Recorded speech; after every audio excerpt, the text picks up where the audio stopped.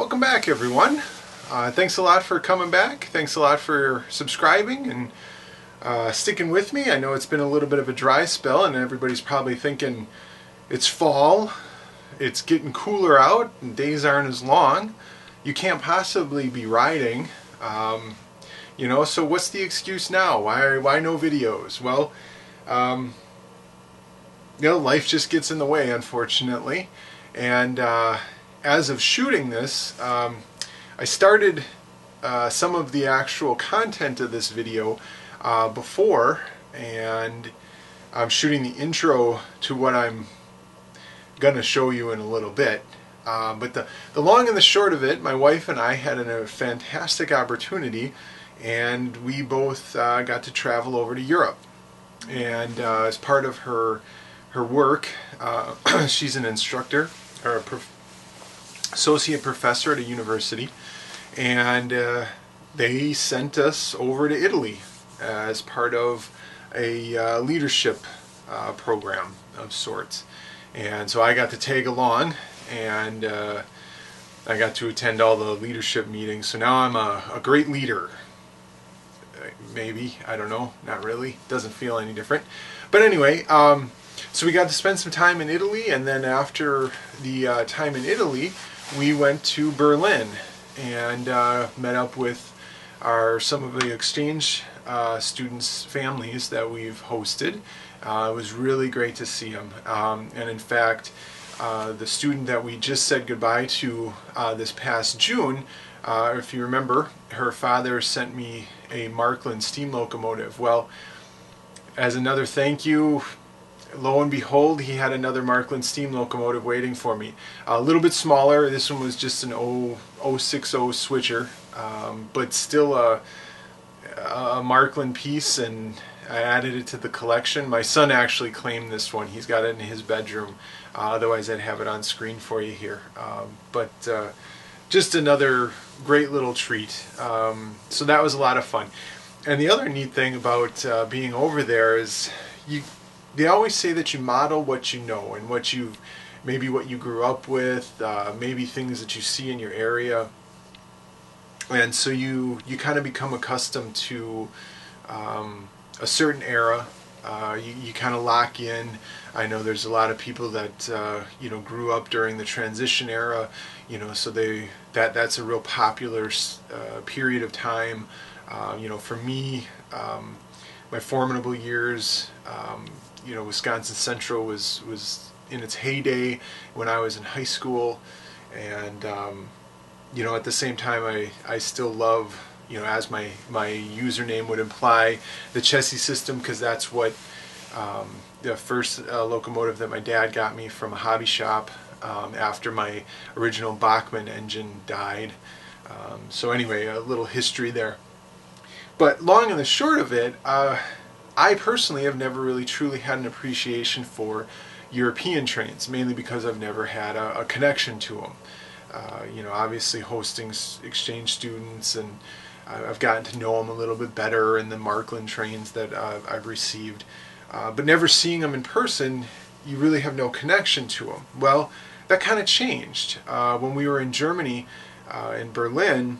For those of you who've been and those who haven't, Berlin is very much public transportation, mass transit, train-centric. As a cyclist, there were cyclists everywhere. And I don't mean spandex-clad goons riding around like I do.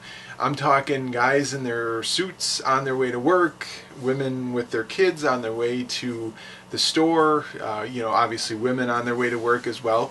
But all walks of life on their way, just cycling along.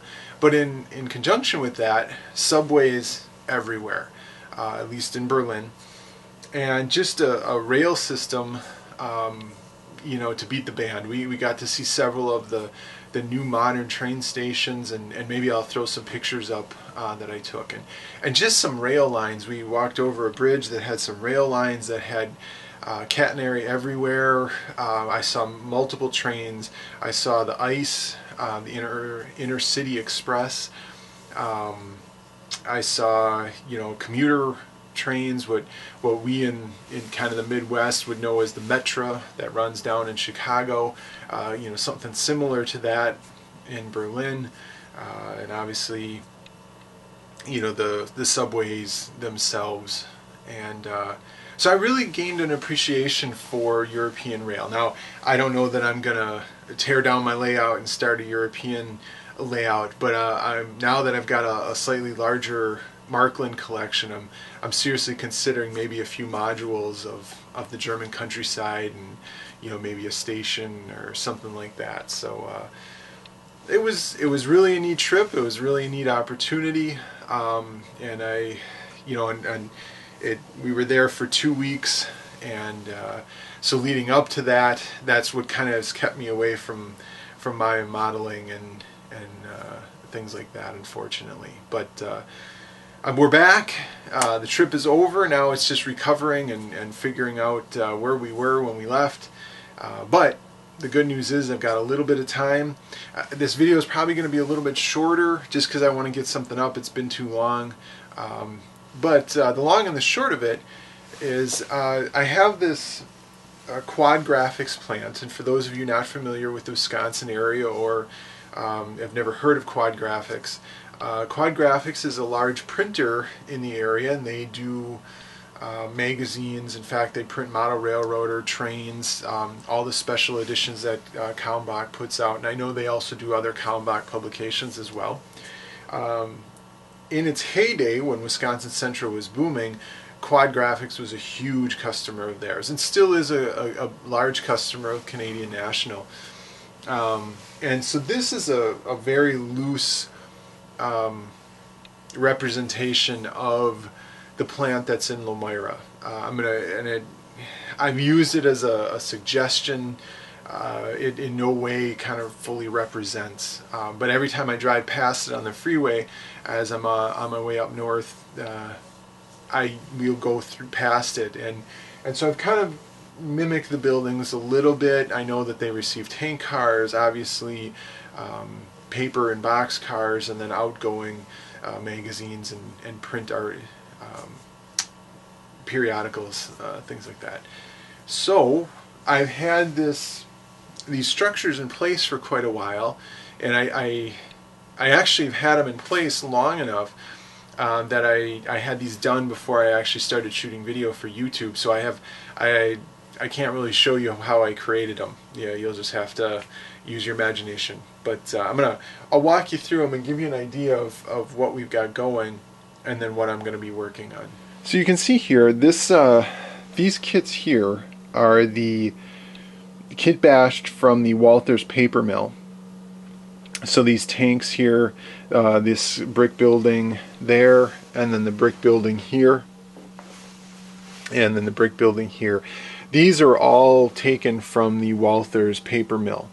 And part of the current Walthers paper mill is this large structure here, which in my case is actually the former power plant.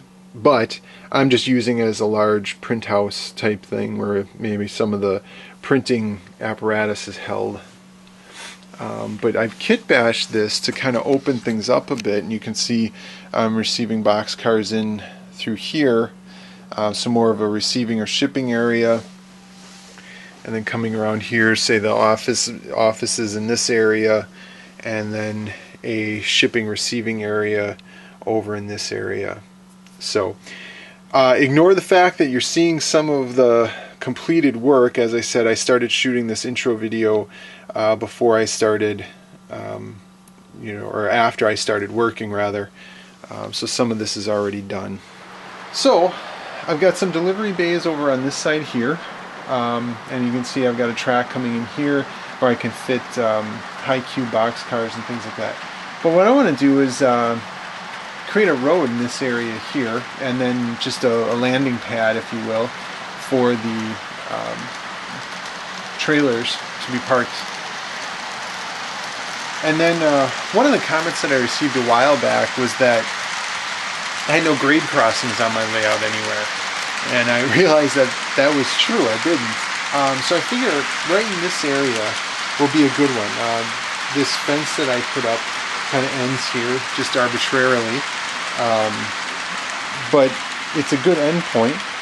So what I figure I'll do is I'll have the roadway come across here, and I can just have some crossbucks because it's more of like an industrial road to get into the warehouse and won't actually be a true roadway. I don't have to have gates or anything like that. I can just put the crossbucks up. Probably make it a 2-lane, in and out. So what I wanted to do, just to get an idea, I'm not sure if I'm going to plaster this or if I'm going to just put down styrene. Right now I'm leaning towards styrene just because it's a little bit workable. I prefer it, but neither's, any better or worse, I guess. But what I was thinking, I'll just use this, I have this heavier cardstock paper, and I'm going to start outlining what I want to do with the cardstock paper, and then I can cut it out, lay this on top of the styrene, and then I can cut the styrene out. And of course the challenge always is, getting proper spacing in between the rails. But I think I got that pretty good with the lumber mill, so I think I'll be able to do that again on this one. So I'm just going to start doing that. I'm going to lay them down, trace out where I think, and then start cutting some styrene. Well, here's the prospective product. Kind of laid everything out. And actually I found this building. It came from an old Walther's propane kit. Is it on screen? Yeah. Yeah, it needs to be reassembled. I think I bought this way back when I was in high school probably, and it sat in a box in my parents' attic for many years, and so you can see the glue is, well, had it.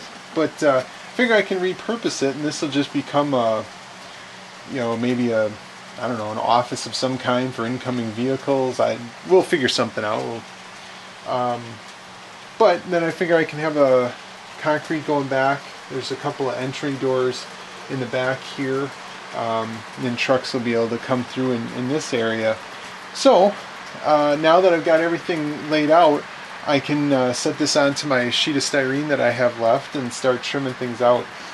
I also went ahead and trimmed out the in between the rails here, and the train's coming by, so you'll see that, well, this is set a little bit lower, but it clears pretty well, doesn't interfere. These aren't even glued down, they're just set in place, and so far the trains have run over it a couple times and haven't had any issues. So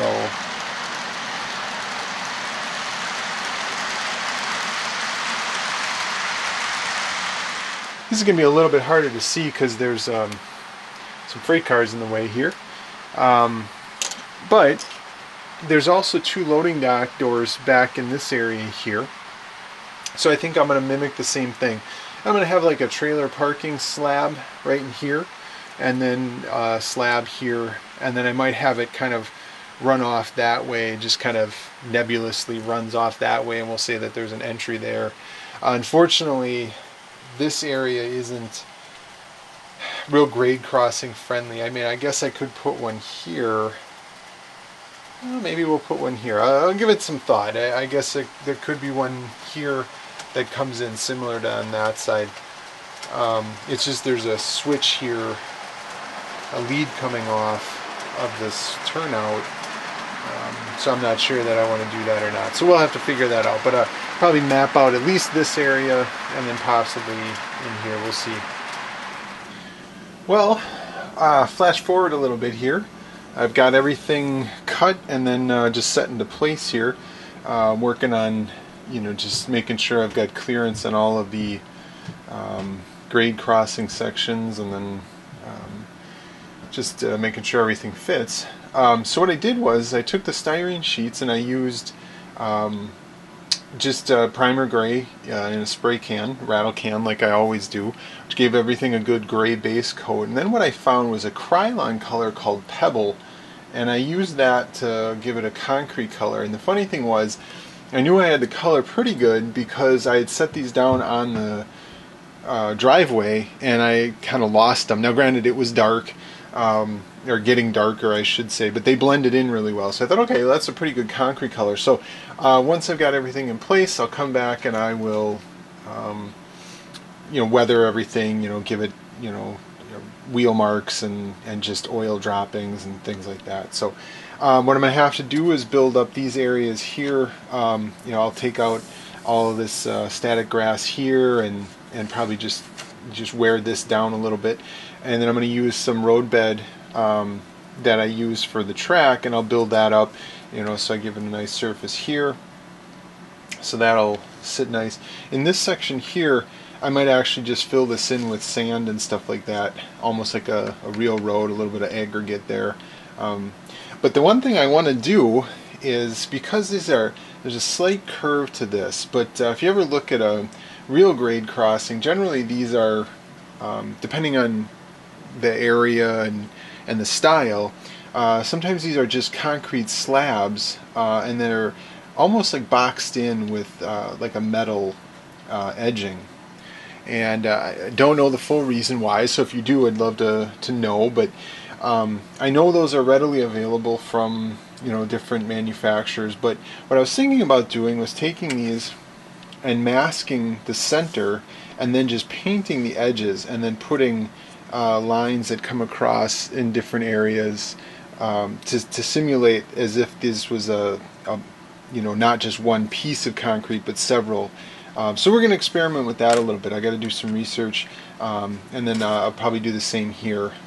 Put an edge on, and kind of do the same thing on all of these. So I think that'll be the next couple steps here.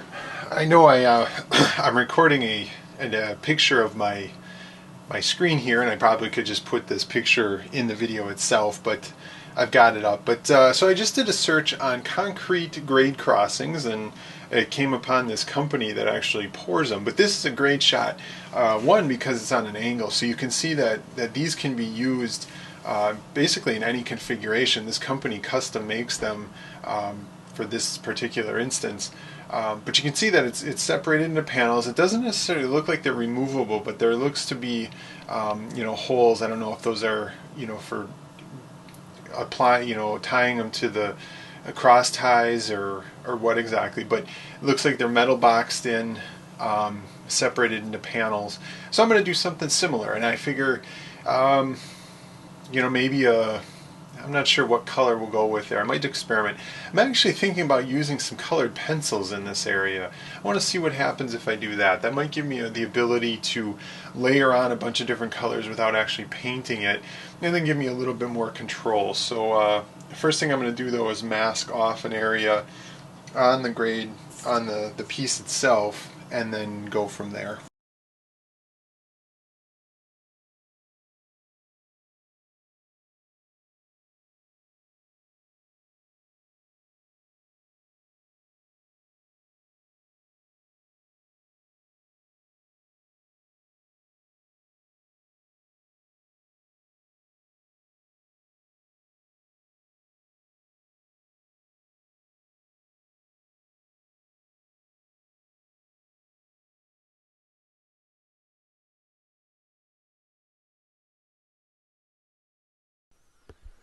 So here I'm starting the masking process, and I'm just taking blue painter's tape, and then I'm measuring out 30-foot scale sections, and then I'll come back once I've got everything masked out, and with my X-Acto come back and cut out the edges, leaving just the inside of the mask left, so I can come back with colored pencils and draw the edges.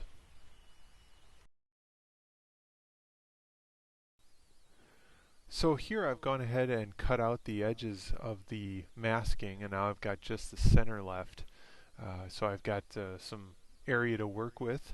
I'm just going to clean up the cross pieces here, and once I've got that cleaned up, I'll come back with colored pencils and actually start coloring in the metal boxes that form the actual crossings.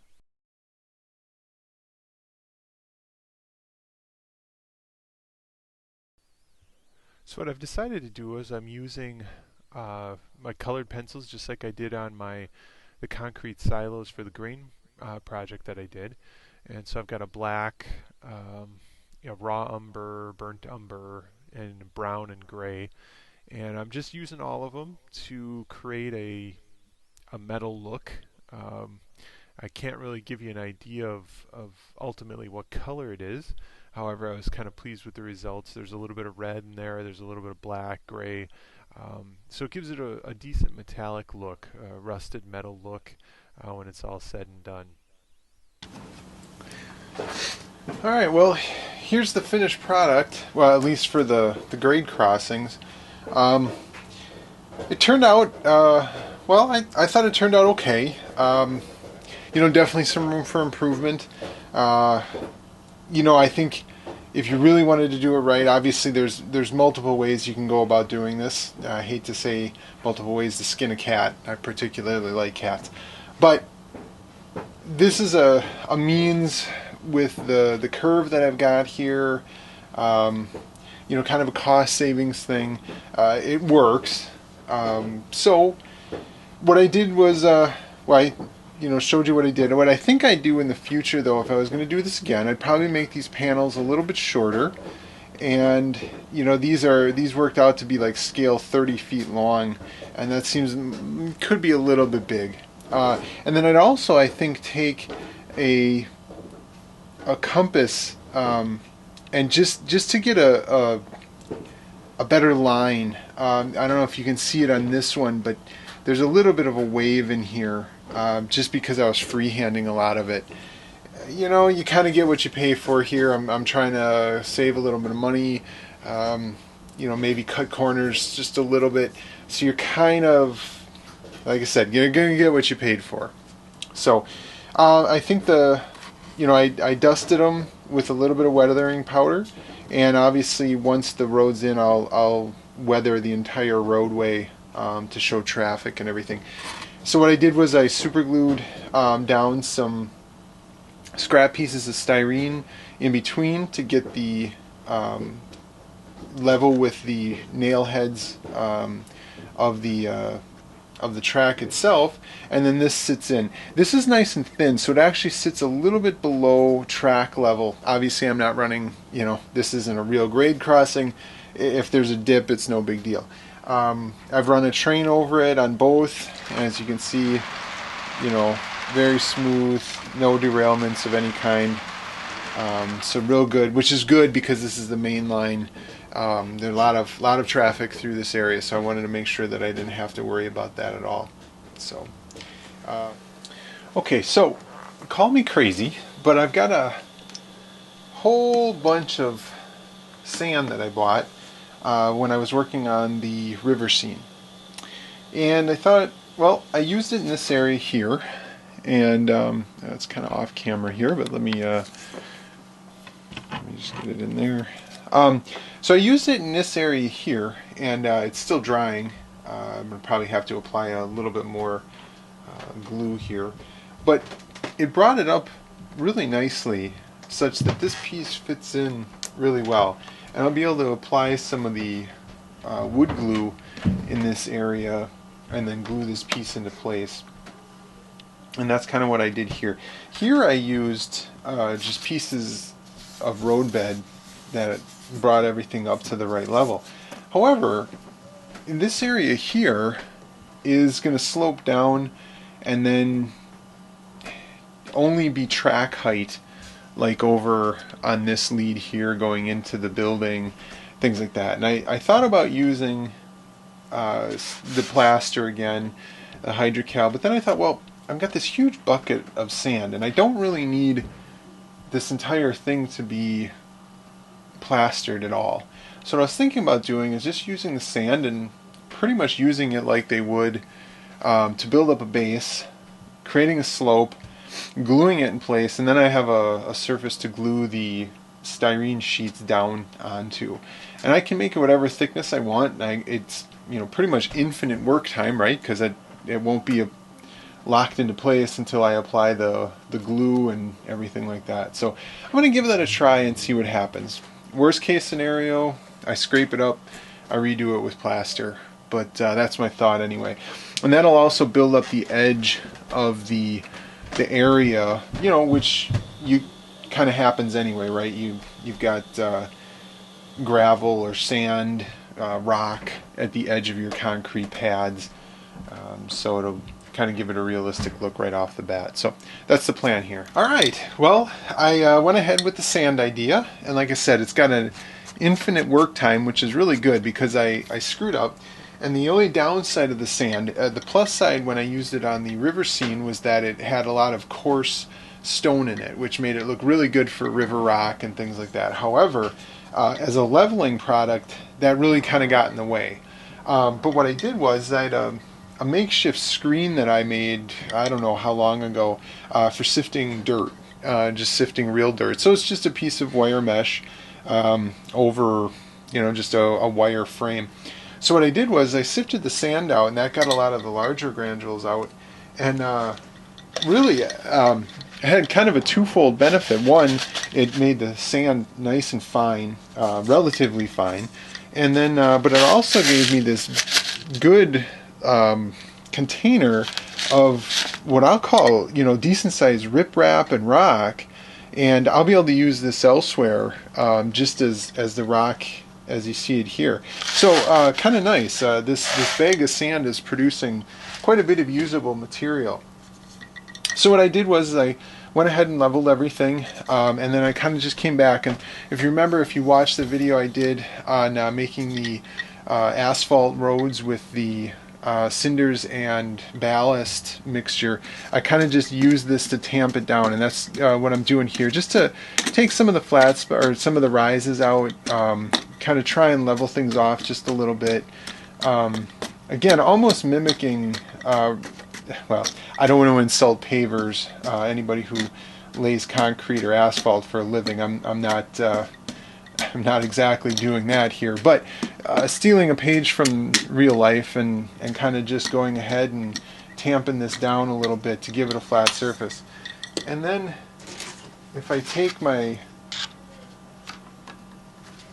sheets of styrene and lay them in place, there's a real solid foundation under here, and again, not that I'm going to actually drive any vehicles over the top of it, but the nice thing is everything is level. Everything lines up. I've got a nice, this is almost perfect to track level, the grade level here, which is exactly what I was hoping for. And, everything lines up here. So it really worked out quite well. Now I'm gonna, we'll see. I've got to go ahead now, apply the glue and matte medium and get this all locked into place. So let's see what happens once I do that. So the gravel or the sand is finally kind of dried here pretty well, and it's pretty flat. There's some undulation, some ripple just from dropping the glue in place. But the good news is that it's really down pretty well, and it's relatively flat. So if I set the concrete sheets in place, I've got a nice level. Everything levels up real well to the track, which I like. So what I think I'm going to do is I'm just going to use some wood glue. Now I know that's not going to tack real well to the bottom of this, so I'm going to try roughing it up a little bit with some sandpaper, just to give it a surface for it to kind of bite into, and then I'll do that with this one here as well. And so I'll glue these in place, and that'll kind of be it for this. And then obviously put this other road piece in place here. I did the same thing here with the sand in place, and then this sits nicely in between. And then I'm just using these weights, which rusted a little bit as they were drying. So I'll go ahead and glue those in place, and that'll be this area here. Here's things as it is right now. I've got a little bit of scenery in place. I put the styrene or concrete down and just put a little bit more of the sifted sand along the edges to kind of hide the edges, in throughout in here. I put some, when I sifted the sand, I got these larger rocks, which work real well as riprap along the track here, kind of just, drainage, things like that. I added a little bit of ground cover and quite a few trees in and around the area. So this section's kind of getting complete in terms of scenery, and I'm going to have to come back now, and once this is dry, once I got everything done, I'll have to come back and add cracks to the concrete and things like that. But I figure that'll be part of phase 2 of this project. It's a large area, and I don't want to rush it. So this is what I got so far. I'm pretty happy with it so far. And we'll keep plugging away at it, I guess. Well, a little bit of a short one. Well, I think it's going to be a little bit of a short one. We'll see what happens once I actually get around to editing. See how far I can trim it down and how things end up. I want to get something up again. You know, it's the same old story, a long time in between videos here. But I want to make sure that I try and get something up and at least show some progress. Hopefully we have no more European vacations planned, and unless somebody decides to send us on one unexpectedly, we won't be traveling for a while. So other than the holidays coming up, I mean, it's unbelievable. It's already the end of October, and you know, gonna be Thanksgiving and then Christmas before we know it. But regardless, hopefully I can get a little bit more work done on the quad graphics scene. I've got I'm not really sure what to call it, but there's like an outbuilding, I guess, if you want to call it that I gotta paint, get in place. I want to get the crossbucks in here, possibly some road lane markers. We'll see on that. This is more of an access road to get into a factory, so not necessarily a city street per se. You know, and obviously I've got ballasting to do, I've got some static grass to apply, things like that. So hopefully part 2 will wrap up the rest of this. I've also got some ideas for the lift out section. I want to see how I can create a good line, so I can scenic the whole thing, but still create a good solid or a good sharp line so I can lift the whole panel out. We'll see how that goes. So thanks for sticking with me. I know it's been a little bit of a dry spell. Like I said, I think our world travels are done for the time being, so I should be able to get back down here and do a little bit more work. And the weather is starting to cool off. We're losing daylight. I mean, we're practically into that stage where it's 4 o'clock and it's dark out already. But so hopefully more to come. Thanks as always for watching. Thanks for your subscriptions, and we'll see you next time.